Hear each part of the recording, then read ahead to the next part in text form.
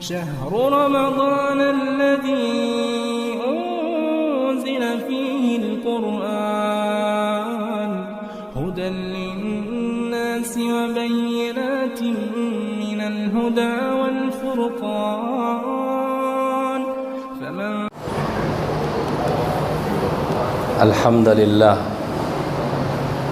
الحمد لله حق حمده والصلاة والسلام على عبده محمد صلى الله عليه وسلم وعلى آله وأصحابه أجمعين.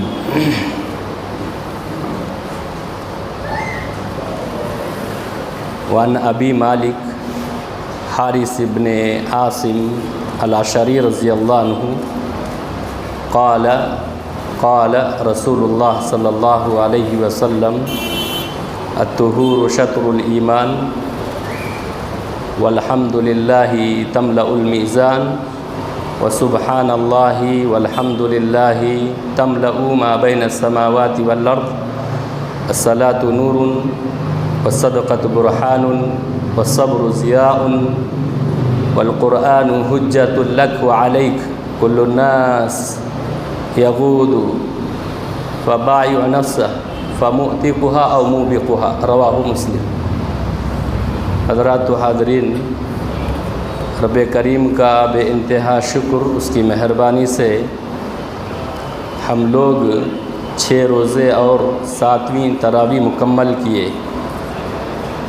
اللہ سے دعا ہے کہ اللہ تعالیٰ مجھے آپ تماموں کو رمضان کی ساری برکتیں رحمتیں حاصل کرنے کی توفیق عطا فرما. جو کچھ ہم نے تراویح اور روزے رکھے، اللہ اسے شرف قبولیت سے نوازے. چلو، ہماری گفتگو کا جو محور کل کے درس میں تھا، حدیث کس کو کہتے ہیں اور سنت، دونوں ایک ہی بات الگ نظر آتی. حدیث اللہ کے نبی جناب محمد رسول اللہ صلی اللہ علیہ وسلم کے فرمان کو کہا جاتا ہے. سنت پیارے نبی صلی اللہ علیہ وسلم کے فرمان، طریقہ، راستہ یا وہ کام جو ہدایت کی طرف لے جاتا ہے. حدیث کی 3 قسمیں ہیں. ایک ہے حدیث قولی، ایک ہے حدیث فعلی، ایک ہے حدیث تقریری، ایک چوتھی قسم بھی ہے حدیث قدسی. حدیث قولی اللہ کے نبی جناب محمد رسول اللہ صلی اللہ علیہ وسلم کا حکم ہونا ہے، اسے حدیث قولی کہا جاتا. حدیث فعلی پیارے نبی صلی اللہ علیہ وسلم خود پریکٹیکل عمل کر کے دکھائے، فعل اللہ کے نبی کا کام، تو اسے فعلی حدیث کہا جاتا ہے. حدیث تقریری پیارے نبی صلی اللہ علیہ وسلم کی موجودگی میں کوئی صحابی کام کرتے ہیں، یا اچھا یا غلط، اللہ کے نبی دیکھتے، خاموشی اختیار کرتے، تو اسے کہتے ہیں حدیث تقریری. ایک حدیث ہے حدیث قدسی، یہ بھی ایک حدیث کی قسم ہے. یہاں حدیث قدسی اس لیے ہے کہ یہ اللہ کے نبی ڈائریکٹ اللہ سے روایت کرتے، اسے حدیث قدسی کہا جاتا ہے. بہت ساری کتب اس کے بہت ساری حدیثیں ہیں اور بہت ساری کتابیں ضمن میں لکھی گئی ہیں. علامہ عبدالرؤف المناوی رحمہ اللہ ایک کتاب لکھے ہیں جس میں پورا کا پورا انہوں نے حدیث قدسی جمع کیے ہیں. حدیث قدسی 150 پر 6 حدیث قدسی ہیں، ڈائریکٹ اللہ کے نبی اللہ سے روایت کرتے. بہرحال حدیث کا متن یا حدیث کے متعلق کچھ باتیں آپ کے سامنے ہم نے شیئر کرنے کی یا بتانے کی کوشش کی. اللہ مجھے آپ کو اسے سمجھنے کی توفیق عطا فرمائے. چلے میری حدیث کی طرف، میں جناب ابھی آپ کے سامنے حدیث پیش کیا، اس حدیث کی طرف آتے. راوی حدیث حضرت ابو مالک حارث ابن عاصم العشری رضی اللہ عنہ روایت کرتے کہ اللہ کے نبی جناب محمد رسول اللہ صلی اللہ علیہ وسلم نے فرمایا الطہور شطر الایمان والحمد للہ تملأ المیزان، پاکی صفائی آدھا ایمان ہے. اس حدیث میں کچھ باتیں اللہ کے نبی علیہ الصلوۃ والسلام نے ہمیں کرنے کی تعلیم دی گئی ہے، ہمیں کرنے کا حکم دیا جا رہا ہے کہ ایسا کرو ایسا کرو. کیا کیا کام ہے وہ؟ ایک تو پاکی صفائی کی تعلیم دی جا رہی، دوسرا یہ ہے کہ ذکر کی تعلیم دی جا رہی، تیسرا ہے کہ نماز کی پابندی کی تعلیم دی جا رہی، چوتھا یہ ہے کہ صدقہ کرنے کی تعلیم دی جا رہی، پانچواں یہ ہے کہ صبر کرنے کی تلقین کی جا رہی، چھٹا یہ ہے کہ قرآن سے اپنا رشتہ منسلک کرنے کی تعلیم دی جا رہی، اور آخر میں یہ بات بتایا جا رہا ہے کل الناس، ہر انسان یہ کیا کر رہا ہے؟ ہر انسان کوشش کرتا ہے یا ہر انسان آزادی حاصل کرنا چاہتا ہے جہنم سے، اس کے نتیجے میں یہ ہوتا ہے کہ وہ جہنم سے بچائے اور یا خسارہ اٹھائے۔ ہر انسان یہ سودا کر رہا۔ بہرحال حدیث کے اس ٹکڑے پر میں آتا ہوں جو پہلا ہے، الطہور شطر الایمان، پاکی نصف ایمان ہے۔ چھوٹے چھوٹے بچے جب پروگرام ہوتا یہاں سالانہ مکتب کا یا مدرسے کا، وہاں ہمارے بچے آ کر کے کچھ حدیثیں سناتے اور بہت ساروں کی یہ حدیث کا ایک ٹکڑا یاد ہے، پاکی آدھا ایمان ہے۔ یہ بہت بڑی بات ہے نا۔ چلیے طہور یہ لفظ ہے نا، الطہور طہور یہ لفظ ہے، اس کے معنی ہیں کیا؟ ظاہری اور باطنی، محسوس یا غیر محسوس، ہر قسم کی میل اور گندگی سے بچنے کا نام طہور کہا جاتا ہے۔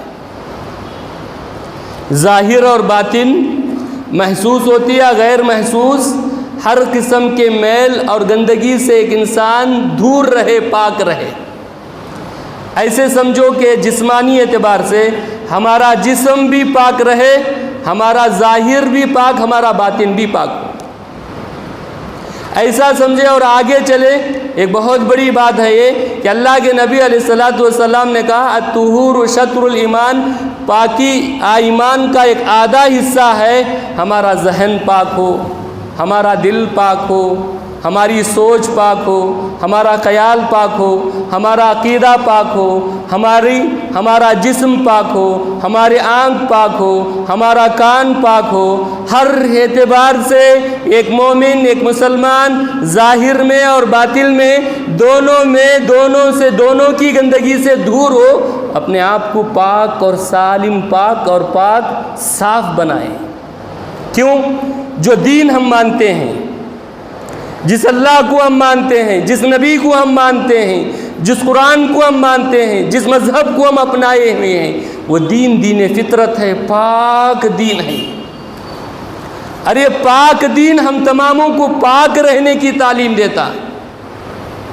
چلیے، خود اللہ کے نبی جناب محمد الرسول اللہ صلی اللہ علیہ وسلم کو اللہ نے یہ حکم دیا وَثِيَابَكَ فَطَهِّرْ وَالرُّجْزَ فَاهْجُرْ، کہ اپنے آپ کو، اپنے کپڑوں کو پاک رکھیے، گندگی سے دور رہیے۔ آج ہمارے سماج میں، ہماری زندگی میں، آپ اپنی زندگی میں دیکھو، پاکی صفائی ہمارے ہاں کتنی اچھی ہے نا، ہے یہ؟ ہمارے کپڑے دیکھیں، ہمارا ظاہر دیکھو، باطن تو اتنا گندا ہے، باطن دل ہمارا بہت گندا ہے، اتنا دل کے اندر رکھے ہوئے اور سامنے آ کھڑ کے نماز پڑھتے ہیں ہم لوگ۔ کیا ہے ہمارا دل؟ دلوں کو پاک کر لے، ہم ایک دوسرے کے ہم قریب ہو، اللہ کی توحید اپنے دل کے اندر بسائے اور پاک رکھیں، پاک ہو۔ دلوں میں گندگی، نفرت، عداوت، دشمنی، دھوریاں، کیسے عبادتیں کیسے قبول ہوگی؟ اور توحید میں ہم اتنے کمزور، ہمارا دل، ہمارا روح، ہمارا ایمان کتنا گندا ہے، ہمارا ایمان، ہماری روح کتنی مسکین نظر آتی ہے۔ روح کو ہم غذا دیں، ہمارے جسم کو ہم پاک رکھتے بظاہر، ہم ایسے بھی ہمارے باطن بہت خراب ہے تو پھر ہمارا ظاہر بھی اتنا ہی خراب نظر آئے گا۔ پیارے نبی صلی اللہ علیہ وسلم کے پاس ایک صحابی، ایک شخص آئے، اللہ کے نبی علیہ الصلوۃ والسلام نے اس کو دیکھا کہ اس کے بال پراگندہ ہیں، اس کے جسم سے، اس کے کپڑے سے بدبو آ رہی ہے۔ اللہ کے نبی علیہ الصلوۃ والسلام نے کہا کہ ایسا مت کرو، ایسا نہیں ہو، میری سادگی ہے، 8 دن نہیں نہانا، یہ سادگی، سستی، کاہلی، لاپرواہی ہمارے سماج میں، ہمارے گھر میں، ہمارے جسم کو ہم دیکھیں، باطن تو چھوڑو بہت خراب ہے، باطن کے پیچھے ہم نہیں بھاگیں گے، ظاہر تو ہمارا، کسی ولیمے میں اور کسی شادی میں اسٹیج کے اوپر بیٹھنا، کسی ایم ایل اے کے ساتھ کھڑے رہنا ہے، بولتے گھر کے اندر سب سے قیمتی کپڑا، سب سے اچھا آئرن کیا ہوا لے کے آؤ، وہ پہن کے جاتے ہیں۔ یہاں اللہ کے گھر کو آ رہے 8-8 دن نہیں نہاتے آپ لوگ۔ بناؤ میرے بھائی، اپنے آپ کو پاک کرو، ظاہر بھی ہمارا پاک ہو، باطن بھی ہمارا پاک ہو، شرک سے ہمیں دور رہیں۔ توحید میں جتنے ہم اچھے ہوں گے، ہمارا عقیدہ جتنا اچھا ہوگا، اتنا ہم ظاہر اور باطن اچھا بنا سکتے ہیں۔ لیکن مجھے یہ بات کہنے دو، میں کہہ رہا ہوں یہ بات بڑی ہمت کے ساتھ، یہ نہ سمجھیں آپ ہماری گندگی بہت ہے، بہت گندے ہیں ہم لوگ، ایسے گندے ہیں کہ اللہ کی رحمت بھی ہمارے لیے نہیں مل سکتی۔ گندگی سے نکلو، باہر آ جاؤ، صفائی کا لو، پاکی صفائی کرو، اپنے آپ کو، اپنے جسم کو، اپنے ظاہر کو پاک صاف رکھے، اور جسمانی اعتبار بھی ظاہر خود اللہ کے نبی جناب محمد رسول اللہ صلی اللہ علیہ وسلم کہتے ہیں کہ اللہ چاہتے ہیں بندے کو جو نعمتیں ملی ہیں ان نعمتوں کا اظہار انسان کرے۔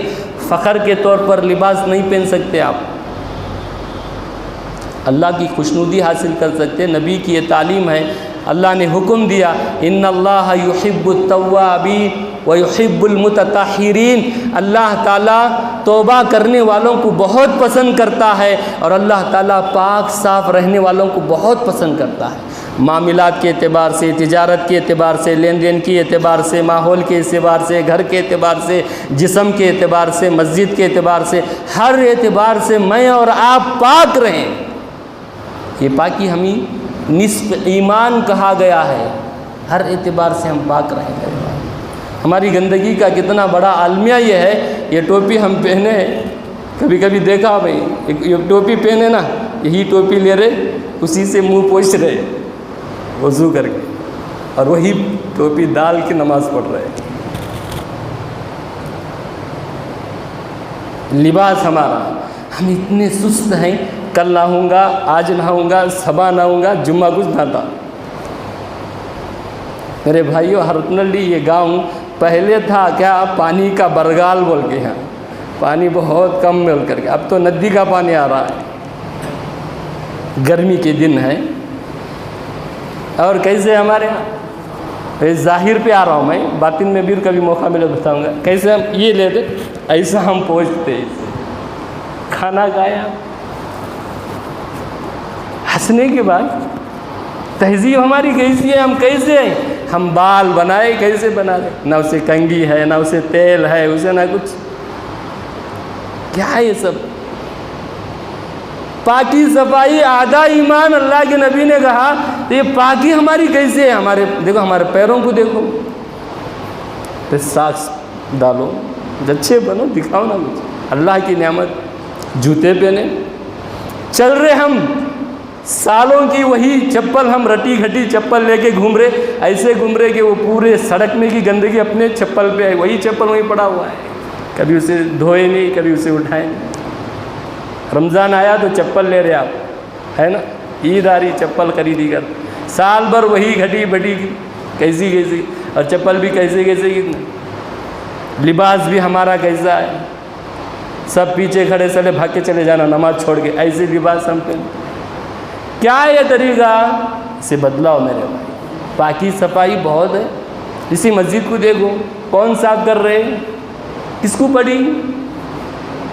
اللہ کے گھر کا ایک ایک یہ گندگی، یہاں ایک ایک چیز بھی اگر اٹھا کے پھینکتے ہیں تمہاری کل قیامت کے دن گواہی ملے گی۔ ادھر کون لگا دے؟ کہاں ہے خوشبو مسجد میں، آپ کے جسم میں، آپ کا بستر، آپ کا گھر، آپ کا بیٹھنا، ہر سلیقے سے میرے بھائی، ہر اعتبار سے پاک ہونے کی کوشش کرو، ہر اعتبار سے، چھوٹا ہی صحیح۔ آپ بولیں گے مولوی صاحب ہمارے پاس ایسا ہے، آپ ایسی بہانے کب تک کرتے رہیں گے، ایسا ہے ایسا ہے ایسا ہے، خبر جانے تک کچھ بنو۔ تو پاکی صفائی کیا ہے؟ بہت بڑا معنی ہے اس کے اندر، ہم صرف سن رہے ہیں، بہت بڑا معنی ہے میرے بھائیوں۔ بہرحال وقت اجازت نہیں دیتا کہ میں لمبی گفتگو کروں، اتنی بھی اپنی بات کو ختم کرتا ہوں، اور یہی اپیل اور درخواست کرتا ہوں، ظاہر اور باطن پاک کر لو، ہر اعتبار سے، بتانا نہیں ہے، اشارہ کافی ہے آپ لوگوں کو. آپ لوگ وہ ظاہر اور باطن کو ایسے بناؤ. دیکھیے آئیں گے آپ اللہ کے دربار میں، یہاں اللہ کے گھر پہ آ رہے ایسے ایک ذرا تھوڑا اچھا بن کے آپ کیسے؟ ایسا نہیں ہونا ہے. ہر اعتبار سے میں اور آپ یہ کوشش کریں اللہ کے ہم گھر میں آ رہے، اللہ کے پاس ہم کھڑ رہے ہیں، ہمارا ظاہر اور باطن بہت اچھا رہے گا تو ہماری عبادتیں قبول ہوں گی، ہماری دعائیں قبول ہوں گی، ہماری پریشانیاں دور ہوں گی اور ہمارے اوپر آنے والی مصائب اور مشکلات کو اللہ دور کرے گا. چلیے اللہ سے دعائیں کرتے ہیں، اللہ سے دعا کرتے اپنی بات کو ختم کرتے ہیں کہ اللہ تعالیٰ مجھے آپ تماموں کو اپنا ظاہر اور باطن اچھا بنانے کی توفیق عطا فرما. اللہ ہم تماموں کو نیک اور متقی پرہیزگار بنا. اللہ ہماری عبادتوں کو شرط قبولیت سے نوازے. اللہ ہم تماموں کو نیک بنا. اللہ ہم تماموں کو محبت و الفت کے ساتھ رہنے کی توفیق عطا فرما. اللہ ہمارا ظاہر اور باطن اچھا بنا. پروردگارہ تیرے گھر میں بیٹھے تجھ سے دعائیں کرتے، تیرے پاک پاک نام، تیرے پاک پاک صفات، تیرے نورانی چہرے کا واسطہ دے کے دعائیں کرتے. اللہ ہمارے گھروں کو جانے سے پہلے ہماری دعاؤں کو قبول کر لے. اللہ جب تک دنیا میں رہے دین پر رہنے کی توفیق عطا فرما. جب ہمارا خاتمہ ہو ایمان پر ہونے کی توفیق عطا فرما. سبحانک اللہم بحمدک اشہد ان لا الہ الا انت استغفرک و اتوب الیک.